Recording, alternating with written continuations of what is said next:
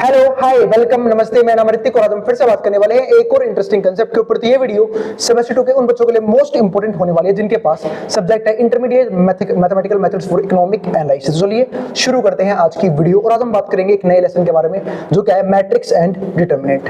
तो आज जो है हम सिर्फ मैट्रिक्स को डिस्कस करेंगे क्योंकि मैट्रिक्स जो है अपने आप में काफी वास्ट टॉपिक है जिसके ऊपर हम ऑलमोस्ट हमें हाफ एन आवर लग जाएगा। ठीक है, वैसे मैं ये जो टॉपिक है पहले पढ़ा चुका हूँ दूसरी सीरीज में, इस सीरीज में पहले बार पढ़ेंगे चैप्टर को। तो चलो शुरू करते हैं मैट्रिक्स के साथ और इस कंप्लीट सीरीज के नोट्स ऑलरेडी बन चुके हैं, वो भी इंपॉर्टेंट न्यूमेरिकल क्वेश्चन आंसर के साथ। तो जिन बच्चों को वो परचेज करने हैं वो चैनल पे जाए 9667836336 पे व्हाट्सएप करके नोट्स ले सकते हैं। अब हम आते हैं आज के कंसेप्ट के ऊपर। तो पहले समझते हैं चैप्टर में पढ़ना क्या क्या होगा। तो यानी कि लर्निंग ऑब्जेक्टिव्स जो हैं वो चैप्टर के कौन कौन से हैं। तो हमें पढ़ना है इसमें एक तो व्हाट इज मैट्रिक्स, यानी कि मैट्रिक्स क्या होती है। कोई आपसे पूछे कि चलो मैट्रिक्स हम पढ़ रहे हैं पर कोई आपसे पूछे मैट्रिक्स होती क्या है, तो सुनो, जब हम एक ऐसे रेक्टेंगुलर एरे के अंदर ना कुछ एलिमेंट डाल देते हैं उसको मैट्रिक्स बोलते हैं। फॉर एग्जांपल मैं बता देता हूं 1 2 3 4, तो क्या बन गया हमारे पास एक मैट्रिक्स बन गई। या फिर मैं ऐसे बना सकता हूं कि यहां पे मैं लिख दिया A B C D E F, तो ये भी क्या बन गई एक मैट्रिक्स बन गई। तो इसका मतलब ऐसे रेक्टेंगुलर एरा के अंदर आप कोई सा भी एलिमेंट डाल दो उसको हम क्या बोलते हैं, फिर मैट्रिक्स बन जाती है वो। अब मैट्रिक्स के अंदर कुछ खास चीजें वो समझने का काम करते हैं। एक तो क्या आपको सबको दिख रहा होगा, एक तो यहाँ पे आपको समझ रहा होगा कि रो क्या होता है, दूसरा कॉलम क्या होता है। देखो जो ये है ना हॉरिजॉन्टल लाइंस है ना, लेटी हुई रेखा हॉरिजॉन्टल लाइंस, तो इसको हम क्या बोलते हैं रो। तो ये हमारे पास क्या हो गई R1 और नीचे वाली हमारे पास क्या हो जाएगी R2। सेम ऐसे ही जो ये वर्टिकल लाइंस, तो ये हमारे पास क्या हो जाएगा C1, ये हमारे पास क्या हो जाएगा C2। अब ऐसे अगर मैं इसमें बात करूं तो यहाँ पे भी देखो ये हमारे पास R1, ये हमारे पास क्या हो जाएगा R2। पर कॉलम्स की बात करूंगा तो ये हमारे पास क्या हो जाएगा C1 C2 और C3। तो C1 C2 और C3 यानी कि 3 कॉलम्स हैं C1 C2 C3। अब यहां से क्या बनता है ऑर्डर ऑफ द मैट्रिक्स, यानी कि मैट्रिक्स का ऑर्डर।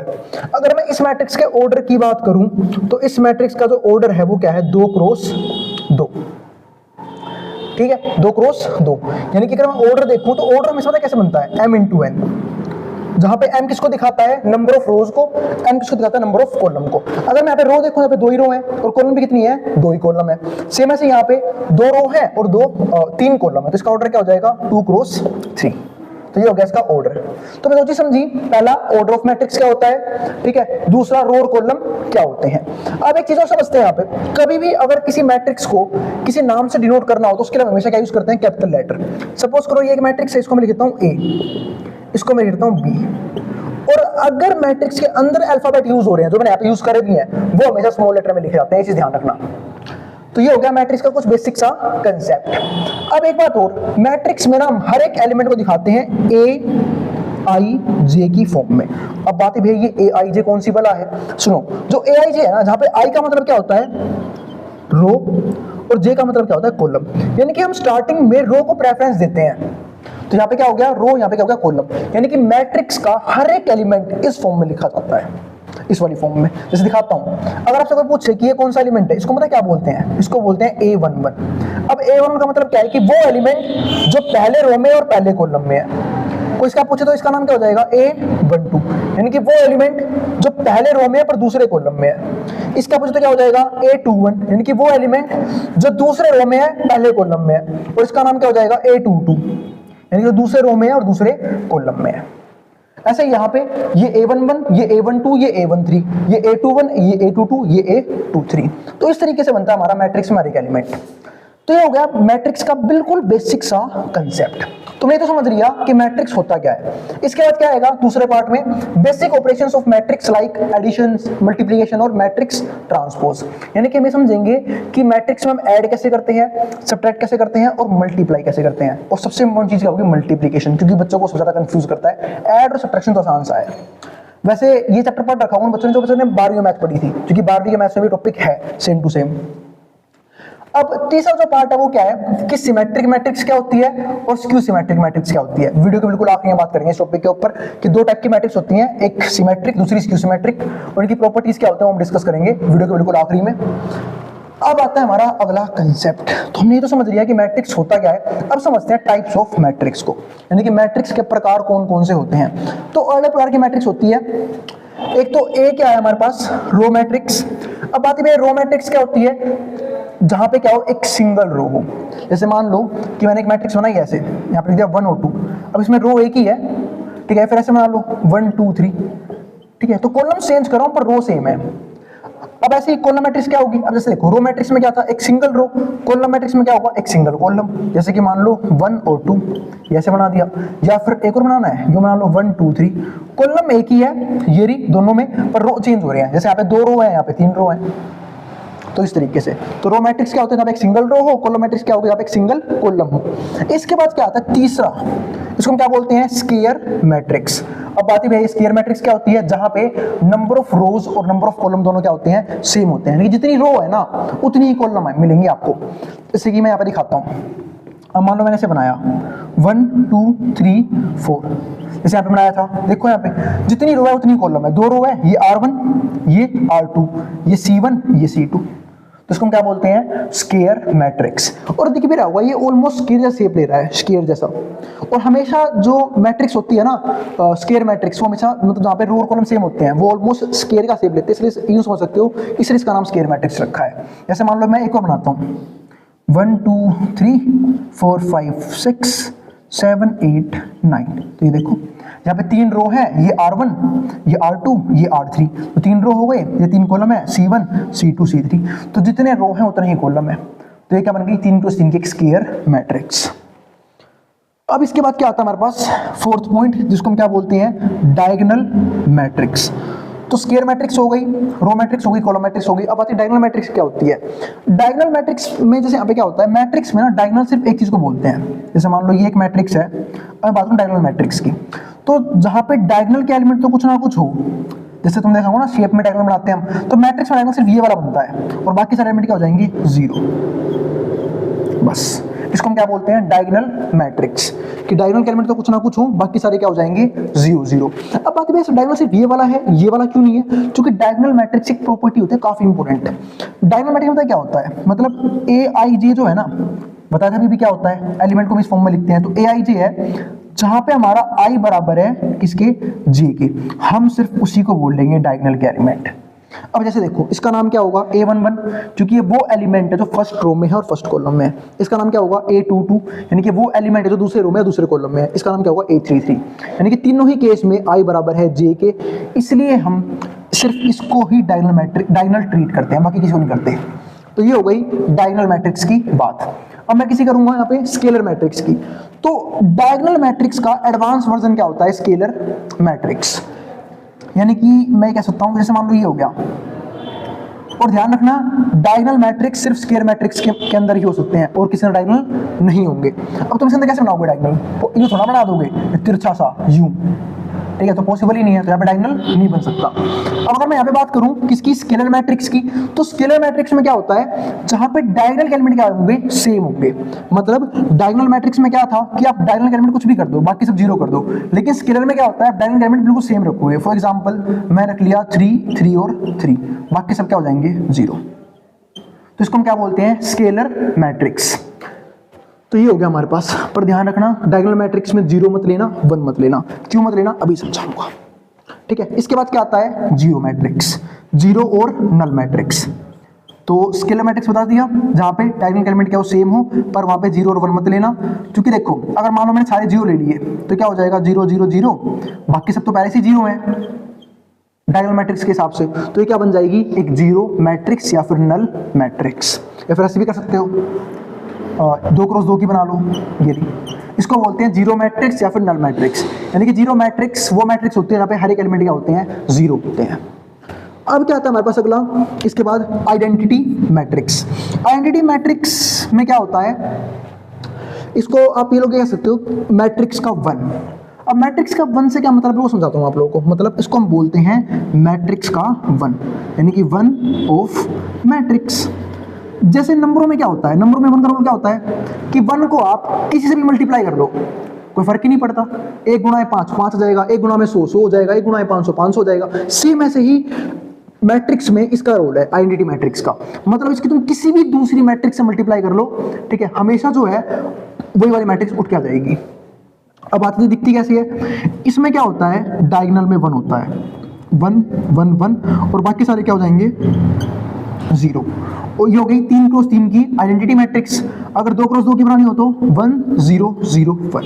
ये हो गई 2 cross, sorry sorry sorry sorry sorry sorry यहाँ पे बनाएगा, हाँ ये हो गया। तो ये होगी 2 क्रॉस 2 की आइडेंटिटी मैट्रिक्स। तो याद रखना, इसलिए मैंने कहा था कि स्केलर मैट्रिक्स में तुम डायगोनल पे कुछ भी ले लेना पर 1 और 0 मत लेना, क्योंकि 0 लोगे तो नल मैट्रिक्स बनेगी जैसे इन दोनों में, और अगर तुम लोगों ने 1 ले लिया तो क्या बनेगी, आइडेंटिटी मैट्रिक्स। ठीक है, तो ये चीज ध्यान रखना।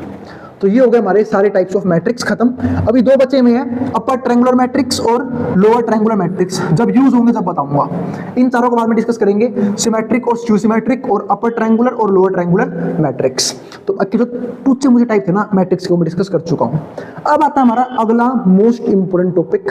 उसमें क्या आता है, ऑपरेशन ऑफ मैट्रिक्स, यानी कि हम 2 मतलब मैट्रिक्स को जोड़ेंगे कैसे, ठीक है, माइनस कैसे करेंगे और मल्टीप्लाई कैसे करेंगे। उससे पहले जिसको यहाँ तक का जो उतार सकता है फिर मैं हट रहा हूं बोर्ड के सामने से। उसके बाद इन सबको इरेज करेंगे, फिर से सीखेंगे ऑपरेशंस ऑफ मैट्रिक्स। चलो फिर हम देखते हैं ऑपरेशंस ऑफ मैट्रिक्स।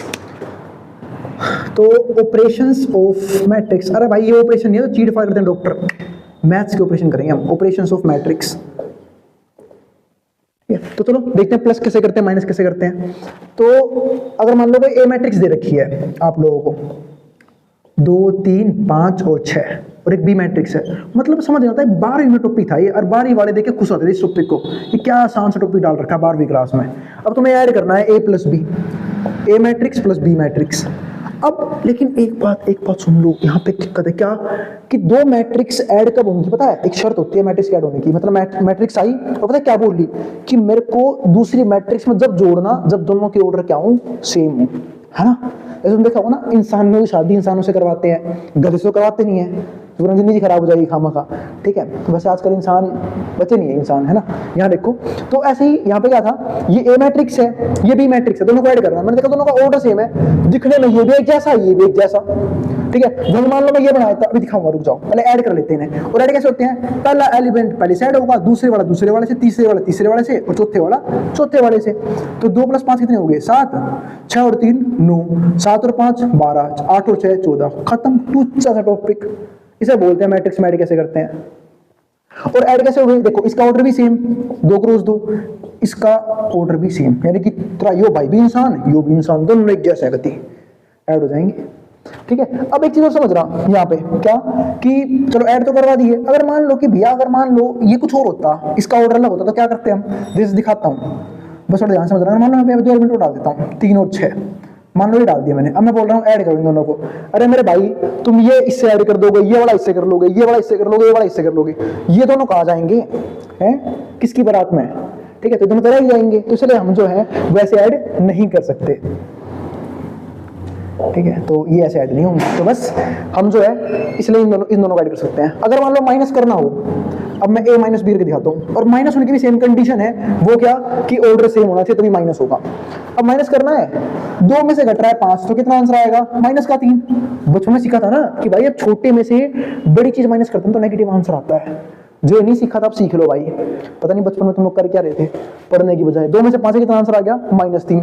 3 में 6 गए तब भी कितना आएगा, -3। 5 में 7 गए तो जाएंगे तो 7 में से 5, 2 पर सिंबल किसका आएगा, माइनस का। क्यों, क्योंकि छोटी में से बड़ी वैल्यू माइनस हो रही है। और 6 में से 8 गए -2।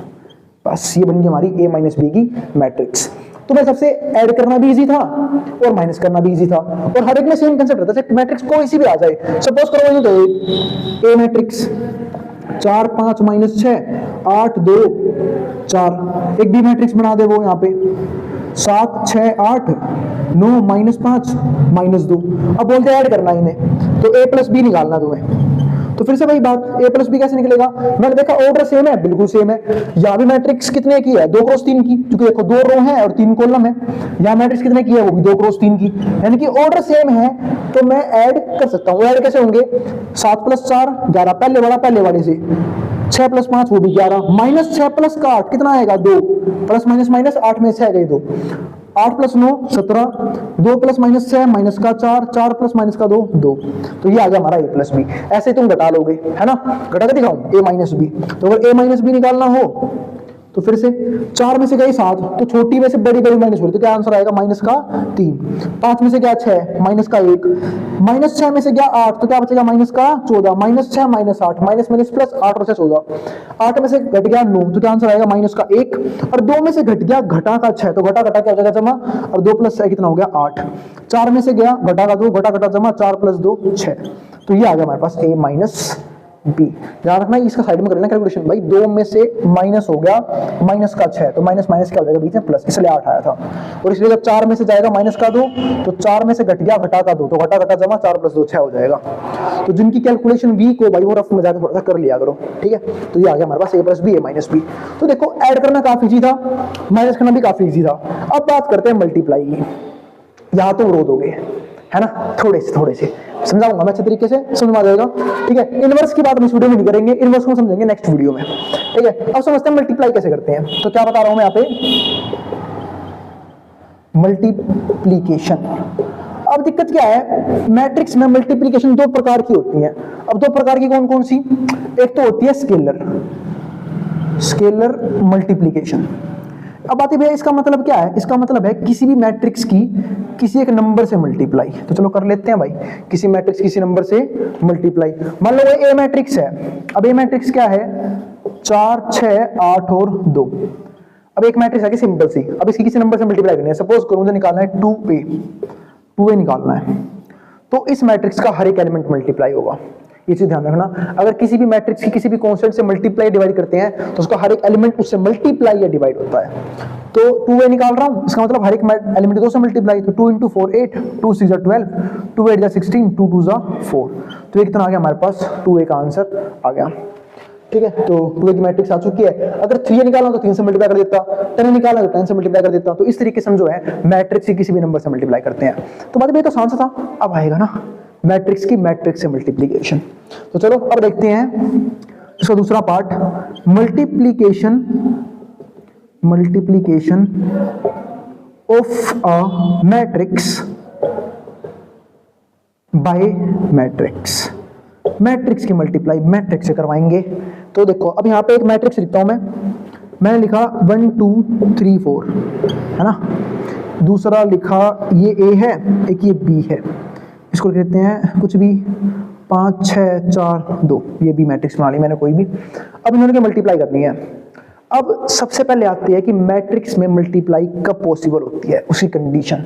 मैट्रिक्स में मल्टीप्लाई पता कब होगी, जब पहले वाली में जितनी कॉलम हो ना अगले वाली में उतनी रो होनी चाहिए, तब जाके मैट्रिक्स से मल्टीप्लाई होती है, वरना पॉसिबल नहीं है। अब देखो यहाँ पे कॉलम कितनी है, देखो ध्यान से, एक C1 है एक C2 है, मेरी 2 कॉलम है यहाँ पे, क्या यहाँ पे 2 रो है, बिल्कुल है, R1 R2 2 रो है, इसका मतलब मल्टीप्लाई हो सकती है। या फिर इसी बात को मैं यूं समझा सकता हूँ, इसका ऑर्डर लिखो पहले यहाँ पे, क्या आएगा 2 क्रॉस 2, 2 रो है 2 कॉलम है, इसमें भी सेम वही 2 रो है 2 कॉलम है।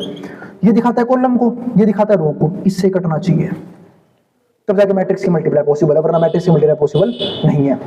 अब जो बच गए इस ऑर्डर की मैट्रिक्स बनती है, यानी कि जो मैट्रिक्स बनेगी वो भी किसकी बनेगी 2 क्रॉस 2 की।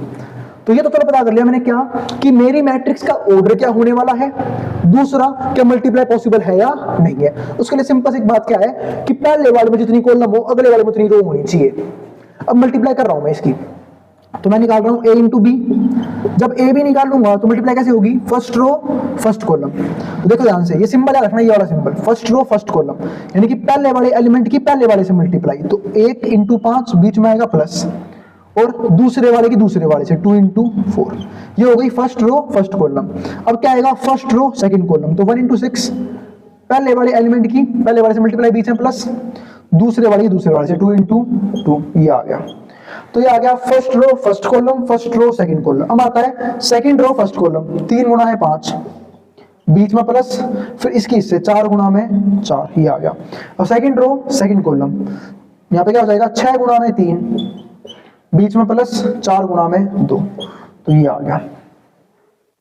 ठीक है, तो अब इनको सोल्व कर लेते हैं। सोल्व तो कोई भी कर लेगा, बच्चा सोल्व कर लेगा अब तो इसे, है ना। हाँ, जिनकी मैथ्स थोड़ी सी कुछ ज्यादा खराब है उनसे ज्यादा दिक्कत होती है। पहले मल्टीप्लाई कर लो, 5 × 5 और 8 कितना आ गया 13, 6 और 4 10, और 5 × 15 4 × 16, 15 और 16 31, और 18 और कितने हो गए 8, 18 और 8 कितने हो गए 26।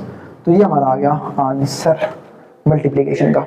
तो ये थी 2 क्रॉस 2 की 2 मैट्रिक्स, दोनों की मल्टीप्लाई कर रही। अब लेते हैं थोड़ी सी भयंकर सी मैट्रिक्स, उसकी मल्टीप्लाई करते हैं। उससे पहले तो उतार लो। और हाँ, एक क्वेश्चन करना होमवर्क में, ठीक है। मैं एक ये मैट्रिक्स दे रहा हूँ और जरूरी नहीं है सिंबल पॉजिटिव मिलेंगे, नेगेटिव भी मिल सकते हैं, अभी दिखाऊंगा एक क्वेश्चन में, ठीक है। यहाँ करता हूँ 5 6 8 4 और बी है 1 4 6 9 2।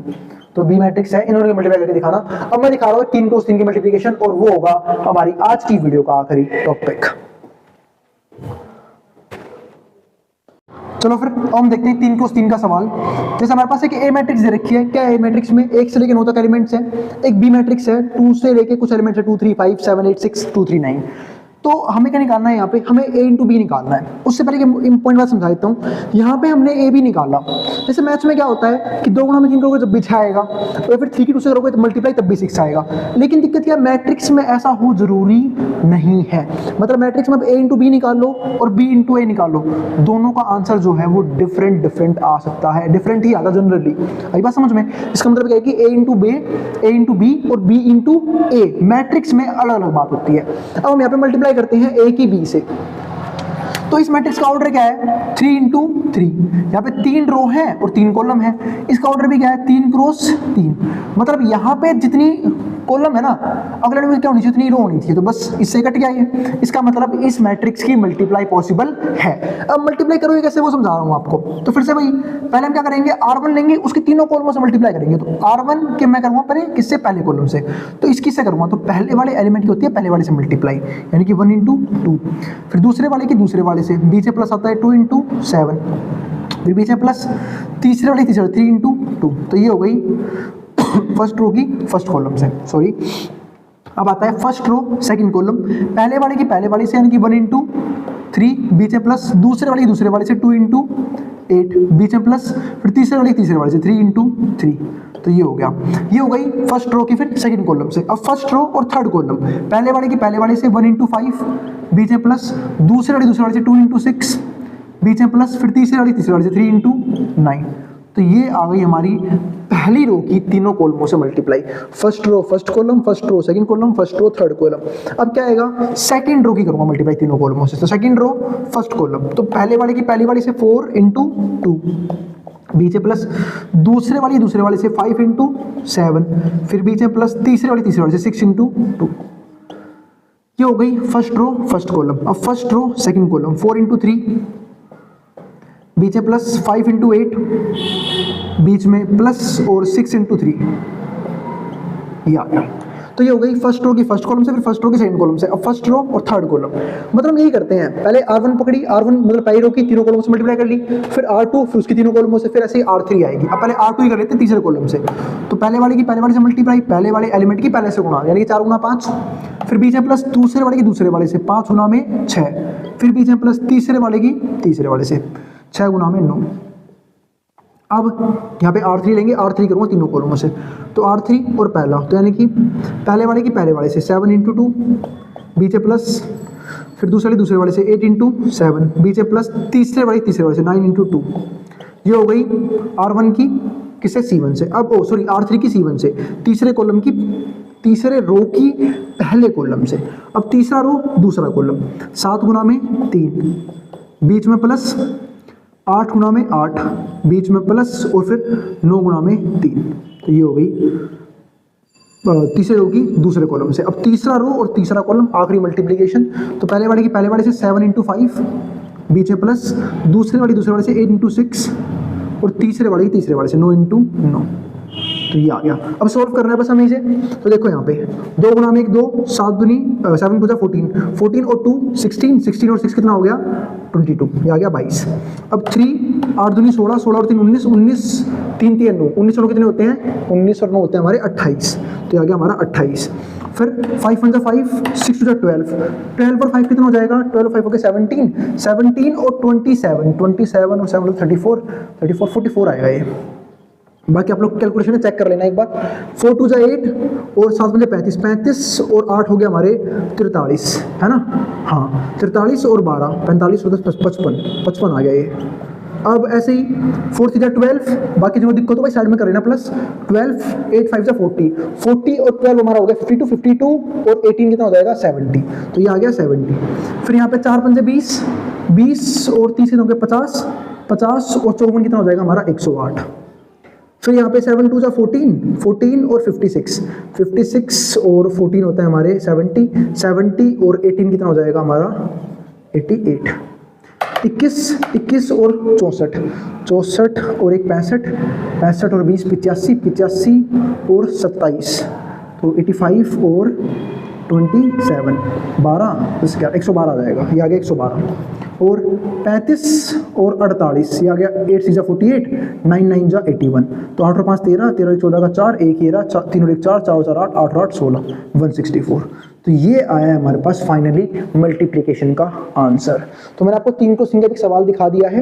एक ये क्वेश्चन होमवर्क में रहेगा, मैं एक क्वेश्चन और दे रहा हूँ 3 क्रॉस 3 का ही मल्टीप्लाई करने के लिए। 4 - 6 और 2 8, -4 5, -9 6 और 4, ठीक है। प्लस माइनस के आप लोग देख लेना कैसे करोगे, मतलब वही सिंपल रूल रहेंगे, बस क्या दिक्कत है, सिंपल माइनस का ही तो रहेगा, मल्टीप्लाई करने में कोई दिक्कत नहीं होगी नहीं, फिर आप वही दें तो प्लस माइनस माइनस हो जाएगा, वही सिंपल रूल रहेंगे और कुछ ज़्यादा बड़ी बात नहीं है। 1 - 2 3 5 8 -6 7 2 3, और अगली वीडियो में ऐसे कुछ क्वेश्चन और प्रैक्टिस करवा दूंगा, ठीक है। तो यहाँ तक था हमारा मैट्रिक्स का बेसिक्स का कंसेप्ट जो मैं खत्म कर दिया है। कुछ टाइप्स ऑफ मैट्रिक्स और बाकी है जो मैं नेक्स्ट वीडियो में कवर करवा दूंगा, ठीक है। अब जिसको जो उतार सकता है मैं ड्राउन बोर्ड के सामने से। और अगर वीडियो पसंद आई हो तो वीडियो को लाइक किए बिना मत जाना, और चैनल को सब्सक्राइब भी कर देना ऐसी वीडियोस के लिए, और उन बच्चों में शेयर भी कर देना जिन बच्चों का एग्जाम होने वाला हो सेम सब्जेक्ट का। अब जिसको जो उतारना उतार सकता है मैं ड्राउन बोर्ड के सामने से।